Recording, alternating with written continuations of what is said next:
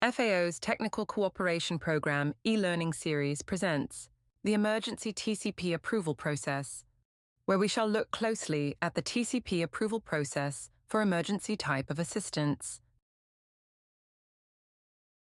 So what is the emergency allocation and how is it different from other TCP funding? 15% of the overall TCP appropriation, which amounts to about $20 million in a biennium, is reserved for emergency type of assistance. The funds are administered at headquarters, as it is difficult to predict where such emergencies may occur. The TCP emergency allocations are managed by the Office of Emergencies and Resilience, OER. As resources are limited, the availability of funds should be confirmed with OER before a formal government request for assistance is made and a proposal developed for TCP emergency assistance. Let us look now into the scope and focus of TCP emergency assistance. TCP emergency assistance aims at supporting governments to prevent, prepare for, and respond to disasters and crises in the agriculture sector that are beyond their capacities to address.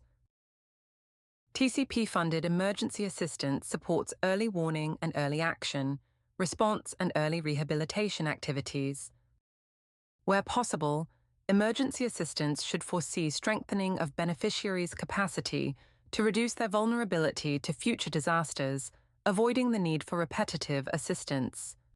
Ideally, assistance should catalyze mobilization of additional resources from donors and counterparts.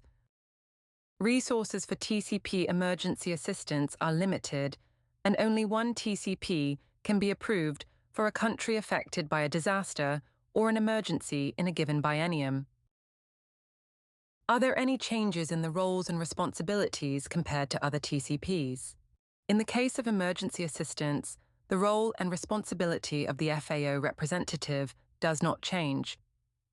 The FAO representative is responsible for the field program in a country and leads or participates in the formulation of all TCPs.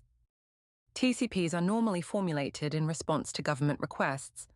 However, TCPs for emergency assistance may also be formulated and approved in response to the declaration of a Level 3 emergency by the Director General. There is no change for technical officers. They support the formulation of all TCP-funded activities and ensure their technical quality and feasibility, including the consideration of any environmental and social risks. The TCP officer for all emergency projects is based in the Headquarters Office of Emergencies and Resilience, OER, and not in the regional offices, like for development type of assistance. The OER TCP officer supports formulators with quality assurance and approval of funds, which is under authority of the Deputy Director General. Let's now review the key steps involved in the approval of an emergency TCP. Government needs are established through assessments and humanitarian planning processes, which should define the magnitude, scale, and impact of the emergency on food security and agricultural livelihoods of the most vulnerable households. Based on the assessed needs, and before embarking on formulation of a proposal for assistance, the FAOR contacts OER to establish eligibility and to confirm availability of funds. Formulation is coordinated by the FAO representative who is supported by a lead technical officer, LTO, in the drafting of a proposal. For multi-country TCPs, the coordination role is assumed by relevant OER or technical officers designated by the head of the sub-regional or regional offices. Throughout the formulation process, the OER TCP officer supports formulators with the alignment of proposals with applicable standards.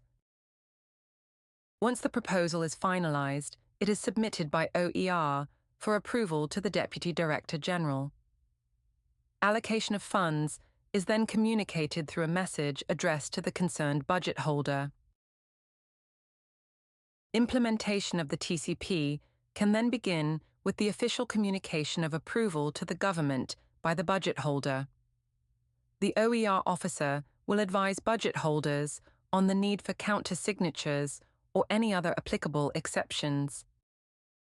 Please take note of these resources available from the FAO Handbook to access further information and guidance on the approval process of TCPs. We hope this clip provided you with the basic understanding on how to use TCP effectively and efficiently in responding to the needs of our members, and we look forward to your productive engagement.